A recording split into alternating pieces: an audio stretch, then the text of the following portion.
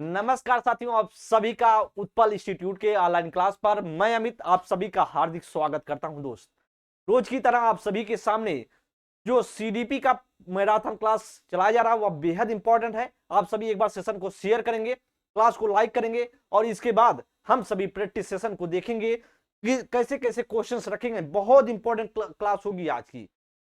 या देखिए कि जो आज की क्लास होने वाली है वो आप सभी के जो क्वेश्चंस बहुत कम आप कर पाते हैं, आपका सही होता है बहुत कम ही, वैसे क्वेश्चंस रखे गए जो आप सभी को बारीकताओं को पकड़ते हुए, चीजों को बारीकताओं को पकड़ते हुए, समझते हुए आप जब आगे बढ़ेंगे तो आपको समझ में आएगा कि ऐसे क्वेश्चंस हैं जो आपके लिए बेहद इंपॉर्टेंट। जैसे आप देखे होंगे एक तर्क और कारण का क्वेश्चन आप सभी के सामने पूछा जाता है कि ए सही है, आर सही है या ऐसा दोनों सही है। तो आप सभी से इस तरह के क्वेश्चंस जो होते हैं बहुत हार्ड क्वेश्चंस होते हैं, जहां पर आप गलत करने की संभावनाएं बहुत ज्यादा होती है। पूरे पेडागोजिकल क्वेश्चंस होते हैं और आप सभी कॉन्सेप्ट बेस्ड क्वेश्चंस होते हैं। तो आप सभी दोस्तों को से एक बार सेशन को शेयर कर दीजिए। इसके बाद हम सभी क्लास को अच्छे से समझेंगे और पढ़ेंगे। तो आप सभी के सामने स्क्रीन पर पहला क्वेश्चन है और सभी इसे कमेंट करने की कोशिश करें कौन सा राइट ऑप्शन होगा। पहला क्वेश्चन आप सभी के सामने है। आप सभी सेशन को शेयर करेंगे, क्लास को लाइक करेंगे और जो भी मित्र चैनल को सब्सक्राइब ना किए हों वह दोस्त चैनल को सब्सक्राइब कर लें। आप सभी को कंटेंट बहुत अच्छी चीजें मिलेंगी, बस आप सभी को रेगुलर चीजों को पढ़ना है और समझते रहना है। तो दोस्त आप सभी के सामने पहला क्वेश्चन आप सभी पढ़िए और बताइए राइट आंसर कौन सा होगा। नैतिक कारण नैतिक तर्क आदर्श प्रासंगिकता की समझ पर आधारित है। कारण स्वर्णिम नियम जिसमें व्यक्ति केवल वर्ग के नैतिक विकास के सिद्धांत में किस पर दूसरों की स्वीकृति बनाए रखना चाहती है। क्वेश्चन आप सभी के सामने, आप सभी बताएंगे कौन सा राइट ऑप्शन होगा। राइट ऑप्शन बताने की कोशिश कीजिए और फिर इसके बाद ऑप्शंस कह रहा है कि सजा सजा और आज्ञाकारिता अभिन्यास, करा सामाजिक अनुबंध अभिन्यास, करा सार्वभौमिक नैतिक सिद्धांत अभिन्यास, करा अच्छा लड़का अच्छी लड़की अभिन्यास। क्वेश्चंस आप सभी देखेंगे और राइट करने की कोशिश करेंगे। जहां तक बात करें दोस्त, जहां तक आप सभी जानते हैं जो नैतिक विकास का सिद्धांत है वह कोहल वर्ग के द्वारा दिया गया था और पियाजे का भी नैतिक विकास का सिद्धांत है जो आपके लिए बेहद इंपॉर्टेंट तो नहीं होने वाला है, लेकिन आप सभी के पेपर में जो पूछा जाता है वह पूछा जाता है कोहल वर्ग के क्वेश्चंस जो नैतिक विकास का सिद्धांत था। तो उन्होंने अपने नैतिक विकास के सिद्धांत में है जो उपचरण में, मतलब आप समझ से 6 चरण में उन्होंने दिया, मतलब 3 और उसमें से दो दो कैटेगरी में उन्होंने बांटा हुआ था। टोटल जो 6 उपचरण थे, अर्थात आप सभी को पता है इनके सिद्धांत को, इनके जो चरण है, स्टेज है, उस सारी जानकारी आप सभी को पहले से पता है। आप सभी को बताना है कि कौन सा राइट होगा। क्या करा कि दूसरों की स्वीकृति बनाए रखता है, वह चरण आपको बताना है। जो बच्चा दूसरों की स्वीकृति बनाए रखता है कौन सी नैतिकता में आएगा, वह नैतिकता आएगा ऑप्शन से डी सही होगा। जैसे आपको पता है एक परंपरा पे चली आ रही, जो बातें परंपरा पे चली आ रही उस पे बच्चा चलेगा और अपने आप को अच्छा लड़का अच्छी लड़की दिखाने की कोशिश करता है कि कुल मिला जुला के अपने आप को अपने गार्जियन के सामने, अपने माता पिता के सामने एक सज्जन व्यक्ति बनने की कोशिश करता है और उसका एज होता है, गोलबर्ग ने बताया कि 10 से 13 वर्ष की होता है। कितना होता है? 10 से 13 वर्ष की एज में ऐसा कार्य करता है और बच्चा ऐसा कार्य करते हुए नैतिक जड़ से गुजरता है और अपने आप का जो विकास करता है। आपका राइट ऑप्शन कौन सा होगा? वो ऑप्शन होगा डी ऑप्शन करेक्ट हो जाएगा। दोस्त सभी भाई जो है डी ऑप्शन करेक्ट भी करें, वेरी गुड ऑप्शन जो होगा डी ऑप्शन करेक्ट हो जाएगा। अगले क्वेश्चन की बात करते हैं। सेकंड नंबर के लिए आप सभी कमेंट करेंगे। सेकंड नंबर क्वेश्चन स्क्रीन पर है, आप सभी पढ़ेंगे और बताएंगे राइट ऑप्शन कौन सा होगा। क्योंकि आप सभी के सामने ऐसे क्वेश्चंस आते हैं पेपर में, जब ऐसे क्वेश्चंस आते हैं तो आपको बहुत कम समझ में आती है, लेकिन आप सभी क्लास में बने रहेंगे और देखेंगे कि आपको कैसे ऑप्शंस को क्लियर किया जाएगा। जब आप पढ़ेंगे देखेंगे कैसे आप राइट कर पाते हैं। करा कि कथन कर रहा है, एक कथन करा कि एक शिक्षिका को विद्यार्थियों को विभिन्न परिस्थितियों में अधिगम को लागू करने की अवसर देने चाहिए। करा है क्वेश्चन, करा विविध परिस्थितियों में क्या अवसर देने चाहिए। यहां से देखिए करा कि सीखे गए संप्रत्यों को किन्हीं परिस्थितियों में लागू करने से शिक्षार्थी को ज्ञान गहरा और दीर्घकालीन हो जाता है। तो आप सभी से पूछ रहा है कौन सा राइट होगा। करा ए और आर दोनों सही हैं और आर सही व्याख्या करता ए की। फिर करा ए और आर दोनों सही हैं लेकिन आर सही व्याख्या करता ए की। फिर करा ए सही है लेकिन आर गलत है। फिर करा दोनों गलत है। क्वेश्चन आप सभी पढ़ेंगे और बताएंगे, राइट ऑप्शन करने की कोशिश करेंगे। सेकंड नंबर क्वेश्चन स्क्रीन पर है। जब बात करते हैं दोस्त कि करें कि जो अधिगम को लागू करने के अवसर देने चाहिए, यह बात तो एकदम सही है। बच्चों को विविध परिस्थितियों में, विभिन्न परिस्थितियों में जो करना चाहिए क्या कि अधिगम को लागू करने के अवसर तो देने चाहिए, यह बात तो सही है। फिर कह रहा है कि बच्चों का क्या हो जाता है, जो ज्ञान है अगर ऐसा देते हैं तो बच्चा का ज्ञान गहरा और दीर्घकालीन हो जाता है ऐसी परिस्थितियों में। तो जो आपका कारण है वह व्याख्याकर्ता कथन का इसलिए क्या है कि ए और आर दोनों सही हैं और आर व्याख्याकर्ता ए की, ए ऑप्शन राइट हो जाएगा। और सभी भाई ए ऑप्शन दे रहे हैं और सभी के सभी करेक्ट है। कौन सा राइट होगा? ए ऑप्शन करेक्ट हो जाएगा। बात करते हैं थर्ड नंबर क्वेश्चन, आप सभी के सामने है। थर्ड नंबर क्वेश्चन देखेंगे और ऑप्शंस राइट करने की कोशिश करेंगे। देखिए करा कि राष्ट्रीय शिक्षा नीति 2020 प्रस्तावित करती है कि जब प्राथमिक स्तर पर बच्चे बेहतर ढंग से सीखते हैं, जब कब सीखते हैं? करा निर्देश की भाषा उनकी मातृभाषा घर की भाषा हो, करा जब उन्हें रट कर याद करने के आधार पर आका जाए, करा जब विषय वस्तु गैर संदर्भित हो, करा जब एक रूपी और संरचित पाठचर्या पर पालन किया जाए। ऑप्शंस आप सभी देखेंगे और राइट करने की कोशिश करेंगे। एनईपी जो आपकी एनईपी 2020 है, नेशनल एजुकेशन पॉलिसी 2020 की जो आई हुई है, जिसे हम जानते हैं नई शिक्षा नीति भी है। और या क्या कहता है कि करा कि बच्चे प्राथमिक स्तर पर बच्चे कैसे सीखते हैं बेहतर। तो आपको पता है क्या रट्टा याद करके रट कर याद करेंगे, ऐसा कार्य करेंगे तो बच्चे का विकास नहीं होगा, ऐसा नहीं कहता है। करा विषय वस्तु जो हो गैर संदर्भित हो, क्या बच्चे के अनुकूल नहीं होना चाहिए, बच्चा जिस क्लास में है उसका सिलेबस उसके विभिन्न होना चाहिए, उसके अलावा होना चाहिए। जैसे बच्चा 3 क्लास में है उसको 4 क्लास का पढ़ाया जाए या बड़े लेवल पढ़ाया जाए तो बच्चे का विकास नहीं होगा, क्योंकि उसका मस्तिष्क उसका परिपक्व उस अवस्था में अभी नहीं पहुंचा जहां पे वह चीजों को सोच सके, तो अभी नहीं होगा। करे एक रूपी और करे क्या सभी के लिए एक रूपी होना चाहिए? नहीं, ऐसा भी नहीं होना चाहिए। तो आपका क्या हो, वह होगा निर्देश की भाषा उसकी मातृभाषा घर की भाषा हो। राइट ऑप्शन कौन सा है? ए ऑप्शन राइट हो जाएगा। और सभी भाई क्या है कि ए ऑप्शन दे रहे हैं और सभी के सभी क्या है सही है। तो right option A is the correct answer. देखते हैं फोर्थ नंबर के लिए। फोर्थ नंबर क्वेश्चन आप सभी देखेंगे और राइट करने की कोशिश करेंगे। स्क्रीन पर फोर्थ नंबर क्वेश्चन है, आप सभी पढ़िए और बताइए कौन सा राइट होगा। देखिए आप सभी के सामने, देखिए एक से एक बेहतरीन क्वेश्चंस आप सभी के सामने है। करा कथन कह रहा है कि एक शिक्षिका को बच्चों को कक्षा की चर्चा में सक्रिय भागीदारी की अनुमति नहीं देनी चाहिए। करा नहीं देनी चाहिए। करा बच्चे ज्ञान का सृजन करने में सक्षम नहीं है और ग्रहणशील तरीके से सबसे बेहतर सीखती है। करा कि ए और आर दोनों सही हैं और आर व्याख्या करता ए की। फिर करा ए और आर दोनों सही हैं लेकिन आर व्याख्या नहीं करता ए की। करा ए सही है लेकिन आर गलत है या दोनों गलत है। क्वेश्चंस आप सभी देखिए और बताइए कौन सा राइट होगा। एक शिक्षिका को बच्चों को चर्चा करने में सक्रिय भागीदारी की अनुमति नहीं देनी चाहिए। नहीं, अनुमति तो देनी चाहिए, यहां नहीं है इसलिए या तो एकदम सीधी गलत हो गया, यहां से क्या हो गया, गलत हो गया, इसका कथन गलत है। अब कारण देखते हैं। करा कि बच्चे ज्ञान का सृजन करने में सक्षम नहीं है। देखिए हर बच्चा ज्ञान करने में सक्षम होता है, तो यह भी गलत है, इसलिए आपका क्या होगा राइट ऑप्शन, वो राइट ऑप्शन होगा, इसलिए आपका डी ऑप्शन करेक्ट हो जाएगा। दोनों गलत है तो इसलिए आपका राइट ऑप्शन होगा डी। तो दोनों गलत है इसलिए आपका कथन भी गलत है और उसका कारण भी गलत, तो इसलिए आपका राइट होगा डी ऑप्शन। सभी भाई करेक्ट आंसर दे रहे हैं, डी ऑप्शन राइट कर रहे हैं और सभी के सभी बहुत अच्छी चीज को समझ रहे हैं और पढ़ते रहिए। देखिए आप सभी पढ़ते रहिए।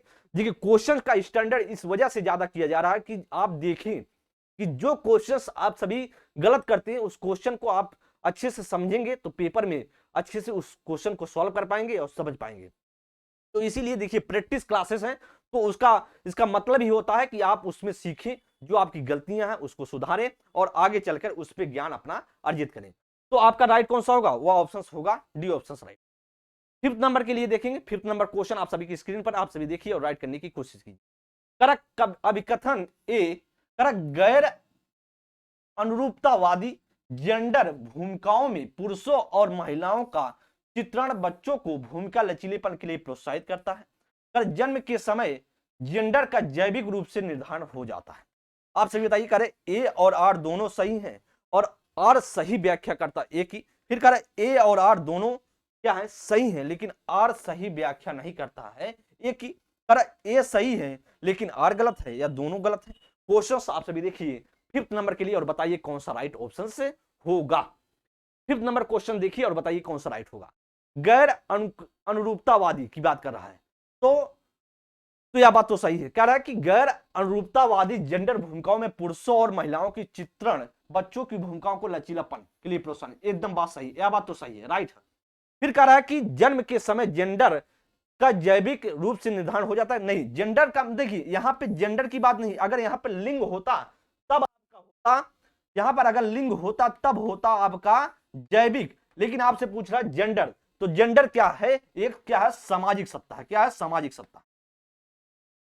तो सामाजिक सत्ता, इसलिए आपका यह ऑप्शन गलत हो जाए, मतलब इसका जो है कारण जो है गलत है।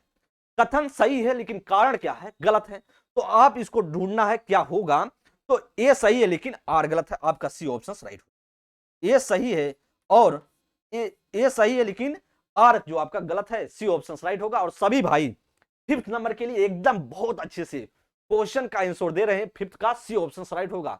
वेरी गुड, आप सभी ऐसे क्वेश्चन को सॉल्व करते रहे और क्लास को इंटरेस्टेड बनाते रहे। सेशन को शेयर कर दीजिए और जो मित्र क्लास को लाइक ना किए क्लास को लाइक भी कर दें, और इसके बाद क्लास को अच्छे से देखें और समझें।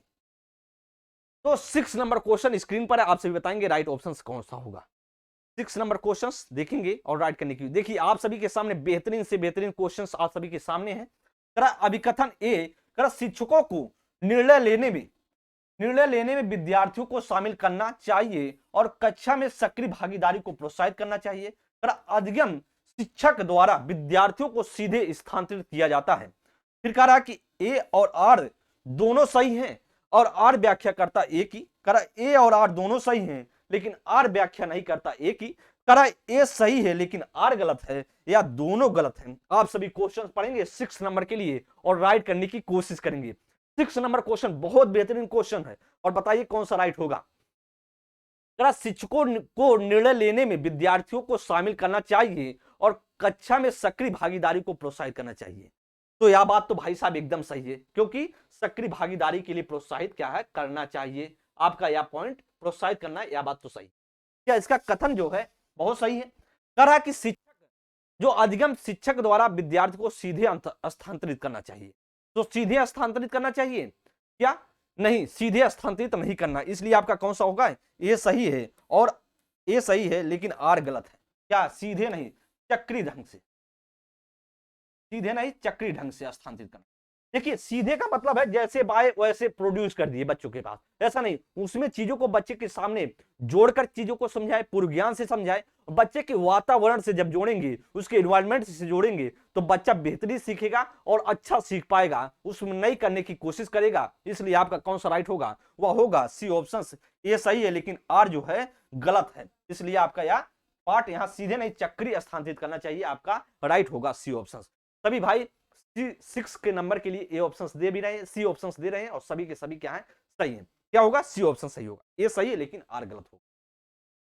देखते हैं 7 नंबर के लिए। देखिए 7 नंबर क्वेश्चंस फिर से आप सभी के सामने हैं, आप सभी देखेंगे। फिर से आप सभी के सामने कथन और कारण के क्वेश्चंस आ गए। देखिए मेरा मतलब यह था कि आपकी जो क्लास हूं वह आप सभी उस क्लास से बहुत कुछ सीखें। जो क्वेश्चनों की संख्या होती बहुत कम होती है, ज्यादा क्वेश्चनों की संख्या होती नहीं, 16-17 क्वेश्चन 15 क्वेश्चन ऐसे होते हैं। तो लेकिन उससे आप इतना सीख जाएं कि आप कम से कम 40 से 50 क्वेश्चन को आपको जानकारियां हो जाएं। मतलब आप 15 क्वेश्चन से 40 से 45 क्वेश्चन सॉल्व कर पाए और बेहतरीन तरीके से, कोई भी गलत ना करें और अच्छे से सीखते चलें। अब देखिए आप सभी के सामने फिर से एक क्वेश्चन है। अभिकथन ए, एक बच्चा 11 महीने में चलना सीखता है और जबकि दूसरा 15 महीने में चलना सीखता। क्या उसका है, उसका कथन है। अब कारण क्या करा, तर्क क्या करा है कि व्यक्तियों में विकास भिन्न भिन्न दरों पर होता है। अब बताइए कौन सा राइट होगा। करा ए और आर दोनों सही हैं और आर व्याख्या करता ए की। फिर करा ए और आर दोनों सही हैं लेकिन आर व्याख्या नहीं करता है ए की। फिर करा ए सही है लेकिन आर गलत है, या दोनों गलत है। आप सभी बताएंगे कौन सा राइट होगा। 7 नंबर के लिए आप सभी कमेंट कीजिए, फास्ट कमेंट दोस्त। 7 नंबर के लिए आप सभी बताएंगे कौन सा राइट होगा। तो जहां तक आप बात करते हैं विकास, बच्चे का डेवलपमेंट जो बात करते हैं, तो देखिए एक बच्चा 11 महीने में चलता है, क्या बात तो सही है, और दूसरा बच्चा क्या है 15 महीने में चलता है। तो देखिए हर बच्चों में वैयक्तिक विभिन्नताएं हैं, हर बच्चा अपने अपने तरीके से बच्चे का विकास होता है, जैसा उसका एनवायरनमेंट होता है, जैसा उसका हेरिडिटी होता है, जिसका वैसा उसका आनुवंशिकता हो या चाहे वातावरण हो, दोनों का गुणनफल होता है, वैसे बच्चे का विकास होगा। सीधी सी बात है। तो आपको पता है कि हर बच्चा, अगर कोई बच्चा 11 महीने में चलना सीख रहा है तो अगला बच्चा भी 11 महीने में, ऐसा नहीं है कि वो बच्चा चलना सीख जाएगा। कोई बच्चा 10 ही महीने में, कोई 14 महीने में, कोई 13 महीने में। तो अलग अलग बच्चे का इन्वायरमेंट पर डिपेंड करता है, उसके हेरिडिटी पे डिपेंड करता है कि कैसे कैसे वो बच्चा सीखेगा। ऑप्शन से ये तो बात सही है। तो आपका इसका जो कथन है वह बहुत अच्छा है, लेकिन कारण देखिए, व्यक्तियों में विकास भिन्न भिन्न दरों पर होता है। यह भी बात भाई साहब सही है, क्योंकि जब बच्चा, देखिए विकास जो अलग, विकास तो होगा लेकिन अलग अलग तरीके से दर से होगा हर बच्चों का। इसलिए आपका कौन सा होगा, वह ऑप्शन राइट होगा, ए ऑप्शन। ए और आर दोनों सही हैं और आर भी व्याख्या करता है ए की, इसलिए आपका right option A is the correct. सभी भाई 7 नंबर के लिए जो बता रहे हैं ए ऑप्शन करेक्ट कर रहे हैं। अब देखते हैं 8 नंबर के लिए। 8 नंबर क्वेश्चन स्क्रीन पर आप सभी पढ़िए और राइट करने की कोशिश कीजिए। सेशन को शेयर करते रहिए, सेशन को शेयर करते रहिए, क्लास को बहुत अच्छे से पढ़िए और सीखते हुए चलिए आगे, सीखते हुए क्लास में चलते रहें और बताते रहें कौन सा राइट होगा। करा कि कथन क्या करा है, कथन कर रहा है कि एक संरचनात्मक अध्यापिका बच्चों को ज्ञान के लिए विविध स्रोतों का खोज और सिर्फ पाठ पुस्तक पर निर्भर ना रहने के लिए प्रोत्साहित करेगी। फिर कह रहा कि अध्ययनकर्ता सक्रिय रूप से अध्ययन के लिए इच्छुक होते हैं और फलस्वरूप अध्यापिका और विद्यार्थी परस्पर सहयोग से अध्ययन की संरचना करते हैं। अब आप देखिए ऑप्शंस, देखिए जो कथन है और कारण आपने पढ़ लिया होगा, और अब ऑप्शंस आप सभी देखेंगे क्या रहा कि ए सही है, ए और आर दोनों सही है, लेकिन आर व्याख्या करता है एक ही। करा ए आर दोनों सही है, आर सही व्याख्या नहीं करता ए की। ये सही है लेकिन आर गलत है, या दोनों सही है गलत है। देखिए आप 8 नंबर के लिए कमेंट कीजिए कौन सा राइट होगा। ऐसे क्वेश्चंस आप सभी को बहुत कम मिलते हैं। आज की क्लास बहुत बेहतरीन क्लास होगी, आप सभी सेशन को शेयर करते रहिए और बेहतरीन क्वेश्चंस, बेहतरीन से बेहतरीन क्वेश्चंस आप सभी को दिया जा रहा है, जिससे सभी भाई अच्छे से क्वालिफाई हो और सीडीपी में आप सभी लगभग 28 नंबर, 29 नंबर, 27 नंबर के आसपास पाए। कोई भी बच्चा कब इससे कम पाएगा तो बेकार है। अगर ऐसे क्वेश्चंस कर पा रहा है तो बहुत अच्छा, बेहतरीन क्वेश्चंस आप सभी को प्रैक्टिस के माध्यम से दिया जा रहा है, आप सभी को करना है। करा कि एक संरचनात्मक अध्यापिका बच्चों को ज्ञान के लिए विविध स्रोतों का, सही बात है, खोजन विविध तरीकों से खोजन सिर्फ क्या कर रहा है कि पाठ पुस्तक पर आधारित नहीं है। बात तो एकदम सही है, सिर्फ पाठ पुस्तक पर आधारित नहीं होना चाहिए, उसे बच्चों को विभिन्न स्रोतों से खोजने के लिए कहना चाहिए। यह बात तो आपका कथन तो एकदम वेरी गुड है। अब देख लेते हैं उसका कारण क्या कह रहा है। अध्ययनकर्ता सक्रिय रूप से इच्छुक होते हैं, वेरी गुड, यह भी तो सही बात है, इच्छुक होते हैं। और फलस्वरूप अध्यापिका और विद्यार्थी परस्पर सहयोग से संरचना करते हैं, अध्ययन की संरचना करते हैं, उसको स्थापित करते हैं। तो आपका क्या होगा, उसका ए भी सही है और आर भी सही है, लेकिन आर जो है व्याख्या करता ए का भी, इसलिए आपका राइट ऑप्शन होगा, ए ऑप्शन करेक्ट हो जाएगा।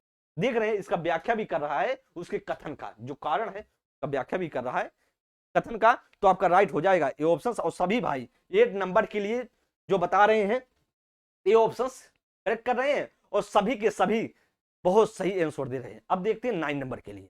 9 नंबर क्वेश्चंस देखेंगे और बताएंगे कौन सा राइट होगा। 9 नंबर क्वेश्चन पढ़ेंगे और बताइए, फिर से आप सभी के सामने है। अभिकथन एक किसी संप्रत्यय को पढ़ाते समय एक शिक्षिका को अपने विद्यार्थियों को विपरीत दृष्टांतों और उदाहरणों पर विचार मंथन करने के लिए प्रोत्साहित करना चाहिए। गैर उदाहरण किसी संप्रत्यय को समझने में कोई भूमिका नहीं निभाते।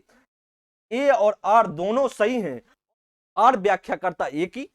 ए और आर दोनों सही है, लेकिन आर सही व्याख्या नहीं करता ए की। ए सही है लेकिन आर गलत है, या दोनों गलत है। आप सभी क्वेश्चन देखिए 9 नंबर के लिए बेहतरीन क्वेश्चन आप सभी के सामने है और बताइए राइट कौन सा ऑप्शन होगा। किसी संप्रत्यय को, कोई आपके सबके सामने अगर कोई कॉन्सेप्ट क्लियर करना है तो ऐसा क्वेश्चन पूछ रहा है, किसी संप्रत्यय को पढ़ाते समय एक शिक्षिका को अपने विद्यार्थियों को विपरीत दृष्टांतों और उदाहरणों पर विचार मंथन के लिए प्रोत्साहित करना चाहिए। बहुत सही बात है। देखिए जो इसके विपरीत दृष्टांत है, उसके उदाहरण है, उस पर विचार मंथन के लिए सही करना चाहिए, प्रोत्साहित तो करना चाहिए। यह बात तो एकदम सही है, कह रहा सही। अब फिर कहता है कि गैर उदाहरण किसी संप्रत्यय को समझने में कोई भूमिका नहीं निभाता।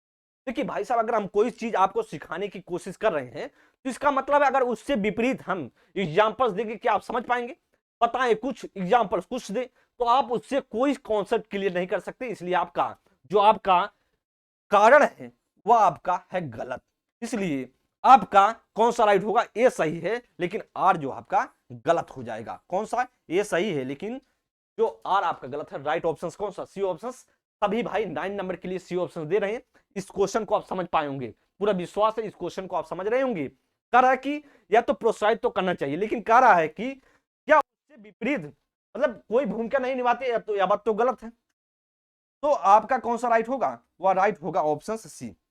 अगले क्वेश्चन की बात करते हैं, तो देखते हैं 10 नंबर के लिए। 10 नंबर के लिए देखिए, करा कि अभिकथन ए, करा एक शिक्षिका को छात्रों के बीच एक शिक्षक को छात्रों के बीच समस्या समाधान रणनीतियों के विकास की सुविधा प्रदान करनी चाहिए।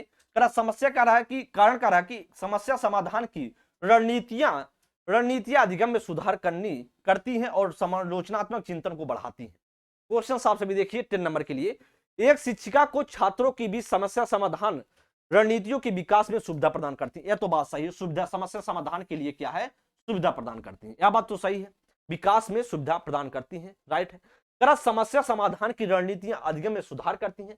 समस्या समाधान करने की जो रणनीतियां हैं अधिगम में सुधार करती हैं, सही बात है। अधिगम में उसके बच्चा लर्निंग करता, सीखता है, अधिगम करता है, सही बात है।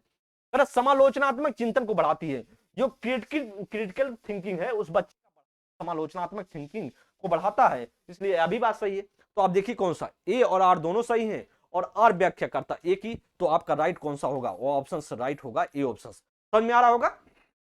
10 नंबर के लिए कौन सा राइट होगा? ए ऑप्शन राइट होगा ना। इसमें से और कोई ऑप्शन गलत होने वाला, सही होने वाला नहीं है, क्योंकि देखिए समस्या समाधान रणनीतियों की विकास की सुविधा प्रदान करनी चाहिए, या तो बात सही है, या बात तो सही है और उसका कारण भी सही, इसलिए आपका राइट होगा वो ऑप्शन ए। तो आप सभी क्या ऑप्शंस दे रहे हैं? आप सभी दे रहे हैं 10 नंबर के लिए जो आंसर दे रहे हैं option A is the correct कर रहे हैं। अगले क्वेश्चन की बात करते हैं 11 नंबर के लिए, आप सभी देंगे, कमेंट करेंगे, फिर आप सभी के सामने फिर से क्वेश्चन।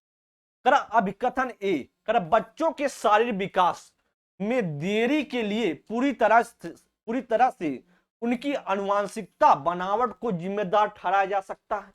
करा बच्चों के शारीरिक विकास के लिए वंशानुगत कारण ही उत्तरदायी होते हैं। ऑप्शन से देखेंगे, करा ए और आर दोनों सही हैं और आर व्याख्या करता ए की। फिर करा कि ए और आर दोनों सही हैं लेकिन आर व्याख्या नहीं करता ए की। फिर करा ए सही है लेकिन आर जो है गलत है। फिर करा दोनों गलत है। आप सभी पढ़ेंगे 11 नंबर के लिए और बताएंगे राइट ऑप्शन कौन सा होगा। 11 नंबर क्वेश्चन आप सभी के सामने देखिए, जब बात करते हैं शारीरिक बनावट के लिए दोस्त, तो जहां तक बात करें शारीरिक बनावट, जो आपका एनवायरमेंट है और जो आपका हेरिडिटी है, जो आनुवंशिकता है और आपका वातावरण है, तो दोनों जो आपका भागीदारी करता है, इसलिए आपका कौन सा राइट होगा? देखिए इसमें कह रहा कि सिर्फ आनुवंशिकता, कहता कि आनुवंशिकता ही बनावट के लिए है क्या? नहीं, बनावट के लिए देखिए आप बहुत से बच्चे हैं, थोड़े से जब बच्चे का जन्म होता है तब बच्चा कमजोर होता है, लेकिन वह बच्चा एक्सरसाइज करके, जिम करके, सारी चीजें दौड़ भाग करके अपने शरीर को मेंटेन कर लेता है। तो आपका क्या है? यह बात तो सही है, यह बात तो गलत है। क्यों? क्योंकि देखिए सिर्फ आनुवंशिकता ही नहीं है, सिर्फ आनुवंशिकता ही जिम्मेदार नहीं है, उसका एनवायरमेंट जिम्मेदार है। फिर कह बच्चों के शारीरिक विकास के लिए वंशानुगत कारण ही उत्तरदायी है। सिर्फ कह वंशानुगत, तो बात कर दोनों, इसलिए आपका दोनों ऑप्शन से गलत है। जो देखिए आपका कथन है और आपका जो कारण है दोनों क्या है? गलत है। इसलिए आपका कौन सा राइट होगा? वह होगा डी ऑप्शन होगा, डी ऑप्शन सही होगा, दोनों गलत है। समझ में आ रहा होगा ना? 11 नंबर के लिए जो आप सभी कमेंट कर रहे हैं वह डी ऑप्शन राइट होगा, आप सभी को समझ में आ गया होगा। इसका मतलब यह है कि सिर्फ आनुवंशिकता ही सब कुछ नहीं है, आपका एनवायरमेंट भी उसका महत्वपूर्ण रोल निभाता है, और आपका सिर्फ कारा वंशानुगत, तो यह भी गलत है, वह भी गलत है। इसलिए आपका राइट ऑप्शन कौन सा होगा? वह ऑप्शन होगा डी ऑप्शन करेक्ट हो जाएगा। अगले क्वेश्चन की बात करते हैं 12 नंबर के लिए, आप सभी कमेंट करेंगे। 12 नंबर क्वेश्चन आप सभी की स्क्रीन पर आप सभी पढ़ेंगे और राइट करने की कोशिश करेंगे। करा कि कथन क्या करा है? अर्थपूर्ण अध्ययन के लिए नई सामग्री को बच्चे के मौजूदा ज्ञान से जोड़ना जरूरी है। करा अधिगम एक रेखी तरीके से होता है। कह रहा है कि ए और आर दोनों सही हैं और आर व्याख्या करता एक ही, और फिर कह रहा है कि ए आर दोनों सही हैं लेकिन आर व्याख्या नहीं करता है एक ही। कह रहा ए सही है लेकिन आर गलत है, लेकिन दोनों गलत है। आप सभी कमेंट कीजिए।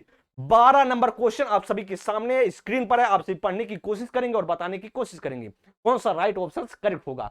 देखिए क्वेश्चंस आप देखिए, आज का जो क्वेश्चंस है बहुत बेहतरीन क्वेश्चन है, बहुत बेहतरीन, जहां से आप क्वेश्चन की गलती करने की बहुत ज्यादा संभावनाएं होती हैं। और यहां से जो आप सभी देखते होंगे बहुत कम लोग इस तरह के क्वेश्चंस करवाते हैं, तो आप सभी बताइए कौन सा राइट होगा। अर्थपूर्ण अध्ययन के लिए नई सामग्री को बच्चे के मौजूदा ज्ञान से जोड़ना जरूरी है। तो बात सही है, नई सामग्री को मौजूदा मतलब उसके बच्चे के पूर्व ज्ञान से जोड़ना जरूरी है। यह बात तो बहुत सही है, क्योंकि देखिए जो आप नई सामग्री को सिखा रहे हैं बच्चे के मौजूदा ज्ञान मतलब पूर्व ज्ञान से जो बच्चा वर्तमान में ज्ञान लिया है उससे जोड़कर हम सिखाएंगे तो बच्चा बेहतरीन सीखेगा। यह आपको पूरी तरीके से पता है पहले से ही। अगर अधिगम एक रेखी तरीके से होता है, अधिगम क्या होता है, एक रेखी नहीं, अधिगम एक चक्रीय ढंग से होता है। आपको फिर से बताया जा रहा है, अधिगम एक चक्रीय ढंग से बच्चे के पूर्व ज्ञान से जोड़ते चले तो बच्चे का जो दिमाग में है वह एक समझ बनेगा, बच्चे में वह कॉन्सेप्ट क्लियर होगा। एक बार आप पढ़ा दे ऐसा फिर उसके बाद बच्चे का रिवीजन ना करें तो ऐसा भी आपको नहीं करना है। इसलिए आपका कौन सा होगा, ए तो सही है लेकिन आर गलत है, इसका मतलब क्या है, सी ऑप्शन राइट होगा। कौन सा, सी ऑप्शन। और सभी भाई 12 नंबर के लिए सी ऑप्शन दे रहे हैं और सभी के सभी क्या है, करेक्ट ऑप्शन दे रहे हैं। अब देखते हैं 13 नंबर क्वेश्चन, स्क्रीन पर आप सभी पढ़ेंगे और राइट करने की कोशिश करेंगे। फिर से देखिए आप सभी के सामने, अभिकथन ए, कक्षा में मूल्यांकन के लिए शिक्षकों को विविध विधियों का प्रयोग करना चाहिए। कारण क्या कर रहा है, एक कक्षा में बच्चों की सफलता और असफलता की केवल पेपर और पेंसिल परीक्षा के द्वारा सही और पूर्ण रूप से नहीं निर्धारित किया जा सकता है। ए और आर दोनों सही हैं और आर सही व्याख्याकर्ता एक ही। ए और आर दोनों सही है लेकिन आर व्याख्या नहीं करता एक ही। ए सही है लेकिन आर गलत है या दोनों गलत है। क्वेश्चन आपसे पढ़िए 13 नंबर के लिए और बताइए राइट ऑप्शन कौन सा होगा। बच्चों कक्षा में मूल्यांकन के लिए शिक्षकों को विविध विधियों का प्रयोग करना चाहिए, सही बात है, या तो बात तो एकदम राइट है। विविध प्रयोग करें, देखिए बच्चे को मौखिक भी करें, लिखित भी करें, बच्चे का और तरीके एक्टिविटीज कराएं, उसमें देखिए अगर बच्चे का सारे तरीकों से मूल्यांकन एक तरीके से आ रहा है तो बच्चा सीख रहा, समझ रहा है। एक ही तरीका नहीं है सिर्फ पेपर पेंसिल, सिर्फ लिखित, तो यह बात तो सही है। कक्षा में बच्चे की सफलता और असफलता की केवल पेपर पेंसिल परीक्षा के द्वारा सही और पूर्ण रूप से निर्धारित नहीं किया जा सकता, यह भी बात सही है। यह भी बात सही है, पूर्ण रूप से पेपर पेंसिल से कैसे हो सकता है, यह भी बात सही है। उसके सफलता और सफलता को केवल पेपर पेंसिल के द्वारा सही और पूर्ण रूप से नहीं निर्धारित किया जा सकता है, यह भी बात सही है। क्योंकि देखिए उसमें मौखिक लिखित सारी चीजें हैं, इसलिए आपका राइट कौन सा होगा, वो राइट ऑप्शन होगा ए ऑप्शन। और व्याख्याकर्ता एक ही, यह भी बात है, सीधी सी बात कर रहा है कि मतलब सिर्फ पेपर पेंसिल एक माध्यम नहीं है, बच्चे का कई तरीके हैं। तो इसका मतलब है कि उसका जो रीजन है उसका कथन को सेटिस्फाई कर रहा है और उसका संतुष्ट कर रहा है, इसलिए आपका कौन सा होगा, वह 13 का ए ऑप्शन राइट हो जाएगा। और सभी भाई 13 के ए ऑप्शन बता रहे हैं। 14 नंबर क्वेश्चन स्क्रीन पर आप सभी पढ़ेंगे और राइट करने की कोशिश करेंगे। मूल्यांकन पद्धति का लक्ष्य होना चाहिए, मूल्यांकन पद्धति का लक्ष्य क्या होना चाहिए, विद्यार्थियों की जरूरतों और आवश्यकताओं की पहचान करना, पुरस्कार वितरण हेतु उच्च अंक प्राप्त करने वाले विद्यार्थियों की पहचान करना, फिर कह रहा विद्यार्थियों को नामांकित करना, या कह रहा योग्यता आधारित समूह में विद्यार्थियों को विभाजित करना। क्वेश्चन देखिए 14 नंबर आप सभी के सामने है और बताइए मूल्यांकन पद्धति का लक्ष्य क्या होना चाहिए। सीधी सी बात है, सिर्फ पुरस्कार ही नहीं, पुरस्कार के माध्यम से उच्च अंक पाने के लिए पहचान करना चाहिए। तो यह बात तो आपको बहुत सही पहले से जानते हैं, सिर्फ पुरस्कार ही महत्वपूर्ण नहीं, इसलिए आपका यह राइट गलत हो जाएगा। कर विद्यार्थी को नामांकित करे, क्या आपको नामांकित करना है कि बच्चा या अच्छा या गलत है, तो ऐसा भी नहीं करना है। कर योग्यता के आधार पर क्या बांटेंगे समूह में, तो ऐसा भी नहीं करेंगे। क्यों, क्योंकि बच्चा हीनता का शिकार होगा, बच्चा अपने आप को सोचेगा कि हम कमजोर हैं और बच्चा सीखने की कोशिश नहीं करेगा और उसमें धीरे धीरे हतोत्साहित होता चला जाएगा। इसलिए राइट ऑप्शन कौन सा होगा, वो ऑप्शन होगा ए ऑप्शन करेक्ट हो जाएगा। सभी भाई 14 नंबर के लिए ए ऑप्शन बता रहे हैं और सभी के सभी बहुत अच्छे से जवाब दे रहे हैं, 14 के ए ऑप्शन राइट होगा। देखते हैं 15 नंबर के लिए। 15 नंबर क्वेश्चंस आप सभी पढ़ेंगे। देखिए थोड़ा सा आज फास्ट आप सभी को कराया जा रहा है, इसका मतलब है कि आप सभी का कम टाइम में ज्यादा आप सभी स्कोर करें। मेरा मतलब होता है कि आप क्वेश्चन को जैसे पढ़े तुरंत बताएं उसका आंसर। देखते हैं 15 नंबर के लिए। 15 नंबर क्वेश्चन आप सभी सिखा रहा है, बच्चे के सामाजिकरण के संदर्भ में निम्न में से कौन सा कथन सही है। मतलब समाजीकरण, समकक्षी समाजीकरण के लिए के प्राथमिक कारण है और परिवार समाजीकरण का द्वितीयक। जन परिवार और जन संचार दोनों द्वितीयक कारण है समाजीकरण का। कि विद्यालय समाजीकरण का प्राथमिक और समकक्षी की द्वितीयक है। कर विद्यालय समाजीकरण का द्वितीयक है और परिवार क्या है, प्राथमिक है। आप सभी बताइए कौन सा राइट ऑप्शन होगा। राइट ऑप्शन आपका कौन सा होगा 15 नंबर के लिए। बात कर लेते हैं, जैसे आप जानते हैं कि राइट कौन सा होगा, जो आपका परिवार है, जो परिवार है वह प्राथमिक होता है और जो विद्यालय है वह द्वितीयक होता है। आपको पहले से पता है, सोशलाइजेशन सब चैप्टर आप पढ़े होंगे, समाजीकरण चैप्टर। तो आपका राइट कौन सा होगा, करा प्राथमिककरण, करा विद्यालय क्या है, विद्यालय क्या है, प्राथमिक है, यह बात तो सही है। करा विद्या नहीं, परिवार क्या है, प्राथमिक है, यह बात तो सही है। करा विद्यालय क्या द्वितीयक है, तो आपका यह भी सही है। कौन सा होगा, डी ऑप्शन राइट होगा। और सभी में देखेंगे, देखिए विद्यालय प्राथमिक यहां से गलत हो गया। फिर कह रहा कि यहां से आपका दोनों कह रहा है कि द्वितीयक है, यहां से गलत हो गया। या जो परिवार है प्राथमिक होता है। फिर यहां से आप देखेंगे, यहां पे आप देखें कह रहा कि परिवार क्या है, द्वितीयक है, यहां से भी गलत हो गया। तो आपका कौन सा ऑप्शन होगा, वह राइट होगा, डी ऑप्शन राइट। क्या option right, D option. 16 number last question होगा आज का। लास्ट क्वेश्चन बताइए कौन सा राइट होगा। करा कि जब कोई छोटी बच्ची ऊंट को पहली बार देखती है तो वह उसे ऊंची पीठ वाला घोड़ा कहती है। और पियाजे के सिद्धांत में इस किसका उदाहरण है, कर संरक्षण का, केंद्रीकरण का, जीववाद का या समावेशन का। क्वेश्चन आप सभी बताइए राइट ऑप्शन कौन सा होगा। लास्ट क्वेश्चन आप सभी का है। करा कि जब आप बात करते हैं पियाजे का सिद्धांत, पियाजे के सिद्धांत में आप जाने होंगे कि संज्ञानात्मक विकास के सिद्धांत में उन्होंने 4 स्टेज में अपना दिया सिद्धांत। और चारों स्टेज की जब बात करते हैं तो आपका यह गुण पाया जाता है, जो संरक्षण का गुण होता है या तीसरे स्टेज में आता है, केंद्रीकरण का दूसरे स्टेज में, जीववाद का दूसरे स्टेज में, और समावेशन समायोजन उनका एक अनुकूलन का एक पार्ट था कि अनुकूलन 2 प्रकार के, समावेशन होता है एक समायोजन। जब आप बात करते हैं ऊंची पीठ वाला, बच्ची क्या देखी है, सिर्फ बच्ची देखी है, सिर्फ घोड़े को देखिए पहले से, और ऊंट को पहली बार देखती है तो कहती है ऊंची पीठ वाला क्या है, घोड़ा है। इससे क्या करी बच्ची, वह समावेशन करे। ऑप्शन आपका डी होगा, क्योंकि बच्ची को पहले जो पूर्व ज्ञान को महत्व दे रही, मतलब पहले ज्ञान को, जो पूर्व ज्ञान है बच्ची का, जो पुरानी जानकारी उसको महत्व दे रही, नई जानकारी को सीखने के लिए, यही आपको पहले से बताया गया। आपका डी ऑप्शन राइट होगा, समावेशन is the correct answer, D option right हो जाएगा। तो आज की क्लास 16 क्वेश्चन आप सभी के सामने था और सभी ने बहुत अच्छे से सीखा और समझा। तो आज की क्लास यहीं तक, फिर मिलते हैं हम अगले क्लास में। थैंक यू, जय हिंद दोस्तों, नमस्कार।